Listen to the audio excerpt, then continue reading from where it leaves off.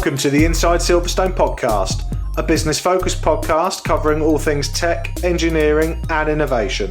Hosted by me, Chris Broome, a huge tech, motorsport and gaming fan, and also the owner of Longhurst, a firm of lifestyle financial planners and independent financial advisors located in Silverstone, Northamptonshire. This is a series of unscripted and unpolished conversations with leading business owners, thought leaders and high-tech talent where we discuss their experiences within the Silverstone business and motorsport region. We will also be asking them to share their knowledge, insight and their thoughts on the future just for you. If you're looking to learn more about the Silverstone high growth region and commercially connect with like-minded peers, you've definitely come to the right place. Welcome to Inside Silverstone. Welcome to the next edition of Inside Silverstone. My name is Chris Broome and I am your host. Today, I am delighted to welcome to the show some new friends and some awesome new friends. We have Alan Wilson and Niki Tibble from MoreTrees. Welcome to the show, guys. Thank you for having us. Absolute pleasure. So the reason I'm really excited is I came across your company a few weeks ago and already I've embedded it into what we do here at Longhurst, and from the conversation we had off air a minute ago, loads of other companies are doing that as well. So I want to talk about how we're combining technology, which is the essence of part of this podcast, with carbon footprints, the environment, and more importantly, your business, MoreTrees. So for those that haven't come across you yet, who are MoreTrees? What do you guys do? So MoreTrees is an easy way for businesses and individuals to offset their carbon by planting trees. So we wanted to make it super simple. So you can log on, plant a tree within a click, you can bulk upload, but I suppose the magic is that you can do it automatically. So you can integrate your systems to automatically plant trees and to tell people that you've planted a tree on their behalf. So for example, customers and clients, to make it super transparent as well. Okay, and so before we get into the technology and how businesses can simplify this for themselves, which is what we're all looking for as business owners, right? How to simplify things, automate things and move on to the next challenge. The first thing I want to, why are you doing this? So like, you know, it's one thing for us wanting to support the environment, but what's the genesis behind it for you and what's led to literally launching this business? Where's it all come from?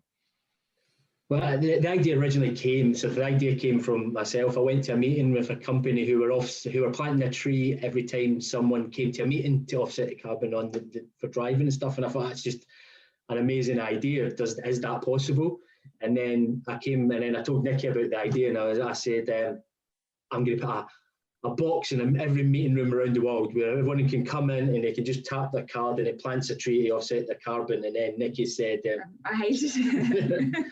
I like the thinking behind the idea, but I just couldn't see practically every meeting room having this big box with a big red button and people like hitting it, and the consequences of if you had like a disgruntled member of staff and they were like bang bang bang.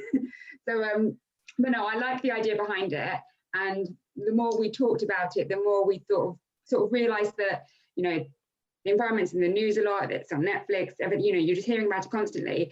And we felt that people and businesses are generally good and they want to help, but that there just wasn't that easy, visible way for people to do it. That is why I think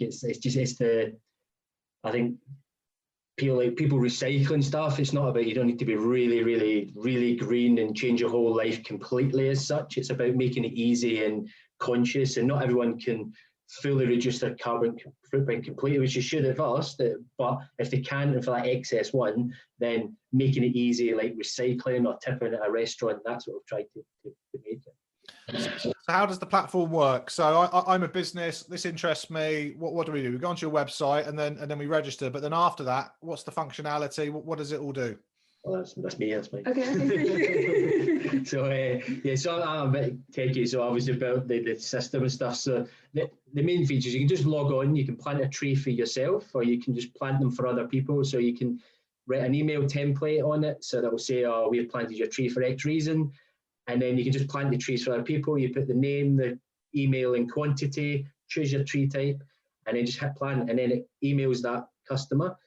Or the bulk upload, so you can just put in a CSV and bulk upload it. Or the sexier part, in my opinion, is we've got an API, so companies which have already got in a short existence integrated with. So on actions, they're planting trees. So we've got a great company, My Green Christmas, as an example. They also used Zapier to integrate with us. So within an hour of integration, they're automatically planting orders. So after every £30 of order, they'll plant a tree, and it automatically comes in the system without even talking to us, all working streamlined. So if you imagine that does the same with Zero and Zapier, so you can set yourself up with Salesforce, anything, new invoice, new order, just automatically hit it, and then it just comes through the system. And you see overnight, people at 2, 3 in the morning buying from that web store, coming to us automatically, sending them a tree and stuff.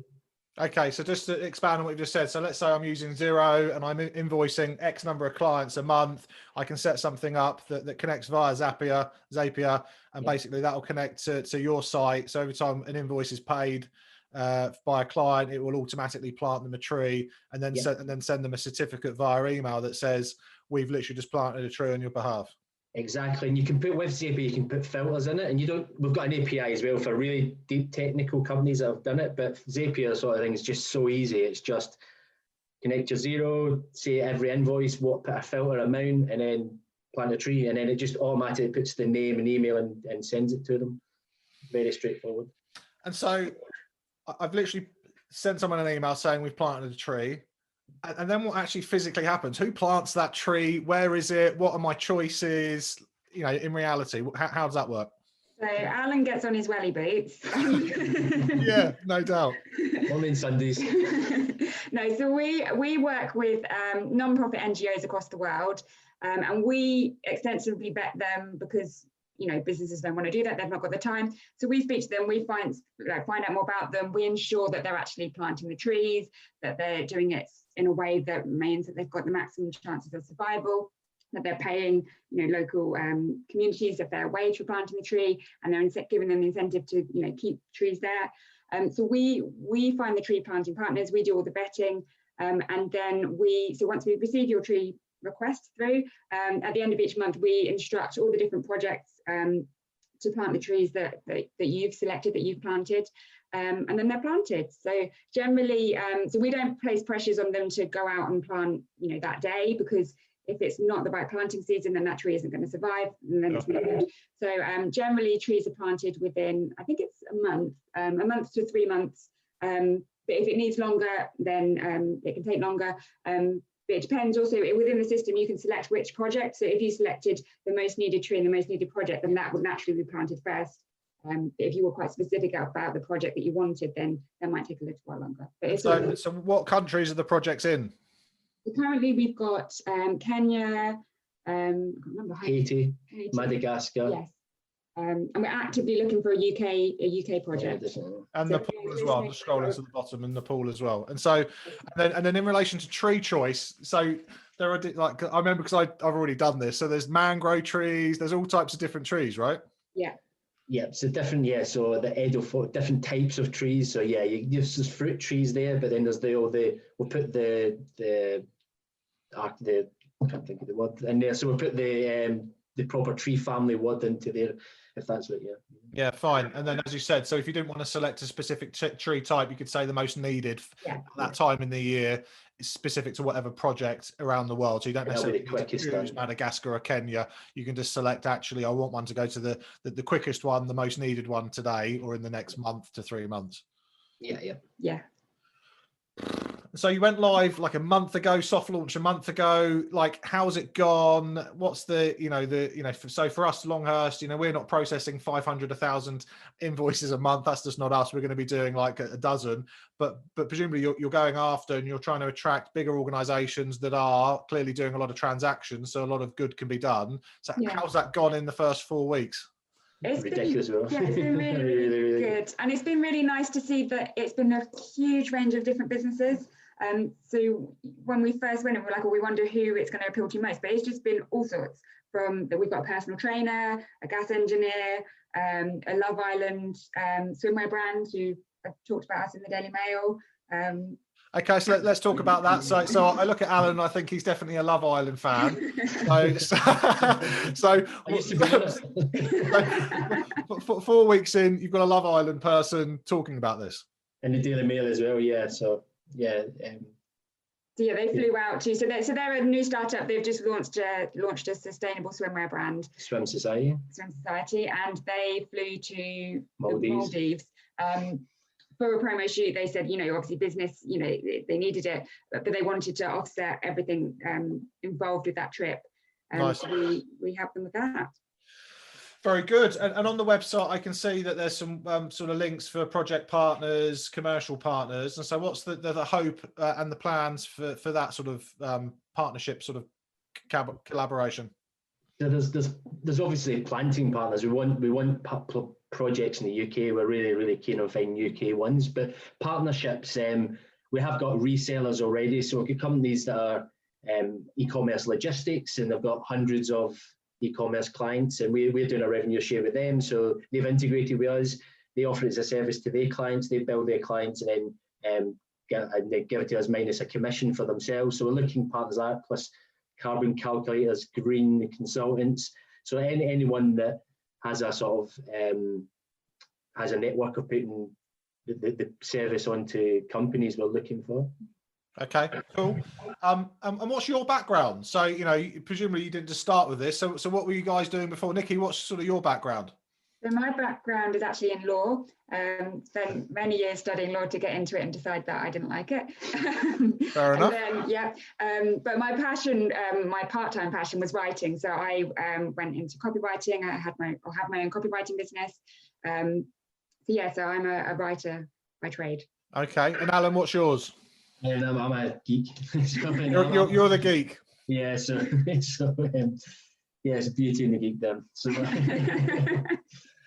So I've built software for startups all my life, and like fintech and e-commerce. So my last startup was Expandly. So I guess that's where the 50-50 co-founders. It's I built all the tech and all the platform, and Niki's brought all the marketing and content. And some of them we've done. We have a development company building it, but we've done absolutely everything else, and we've designed and architected it. So the coding part we've got done, but other than that, we've done absolutely everything. No, I can imagine. Look, and even the success so far, the partnerships, the relationships, the promotion that you're getting, perhaps, as you said earlier, it's the right time for the right reason to be doing this.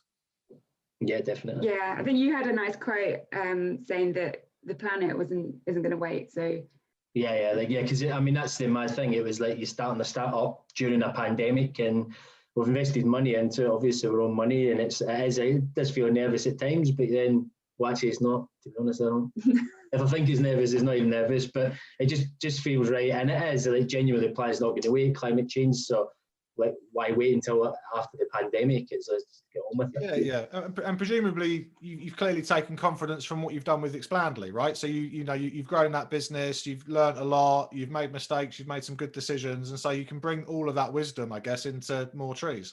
Yeah, I actually think we are, in our short existence, we're 3 years into where I was with Expandly. So so we made money the first night with MoreTrees and beta. That was Niki's mum, to be fair.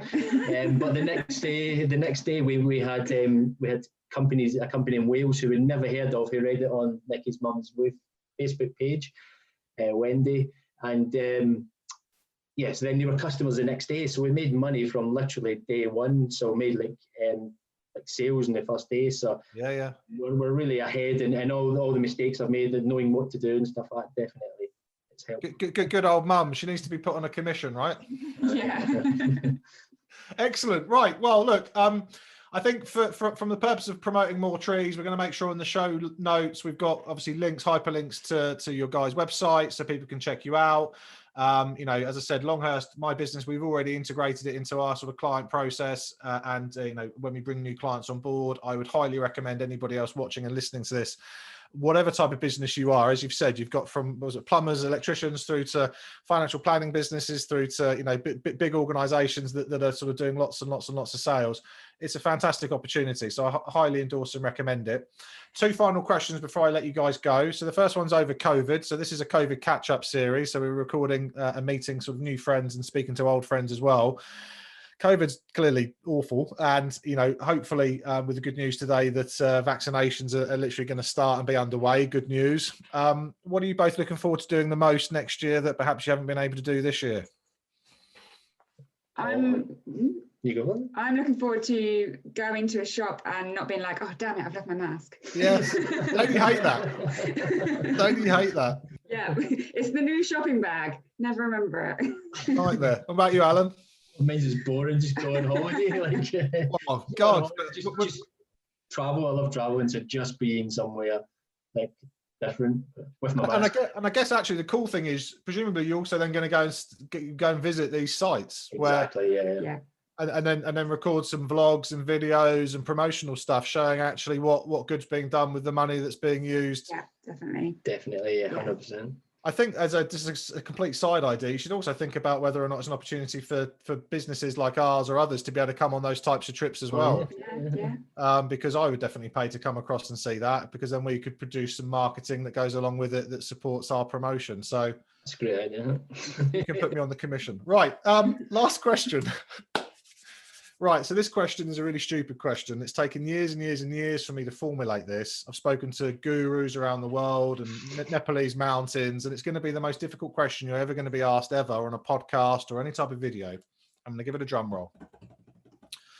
What is the king, or indeed queen, of crisps? Salt and vinegar chipsticks. That's a great shout. That's the first time someone's done chipsticks. Great answer. A nice party buffet food. Yeah. I like your style. Alan, you look like a man like me that likes crisps. Yeah, I do like crisps. I like the McCoy ones. The McCoys, the steak McCoys. That was my answer as well. Good answer. Alan, Niki from MoreTrees, thank you so much for coming on the show. As I said, everyone listening to this, we've got links in the show notes. Please go and check out their website. It's phenomenal. They're doing a great thing. Sign up for it. Go and plant one tree. Send one to somebody that you love, or a colleague or a peer or a professional connection, and just watch them smile and respond. We've had that response already from the ones that we've done. Do it. Check it out. Guys, I wish you good luck with it. I'm looking forward to seeing you in LinkedIn, the news, everything else that you guys are doing. I wish you the best with everything you're doing. Cheers, Chris. Really appreciate it. Take care. Cheers. The Inside Silverstone podcast is produced by the team at Longhurst for the benefit of those with a passion for all things tech, engineering and innovation. For more information, please visit longhurst.co.uk/Inside Silverstone, whilst also remembering to give us a 5 out of 5 star rating on iTunes.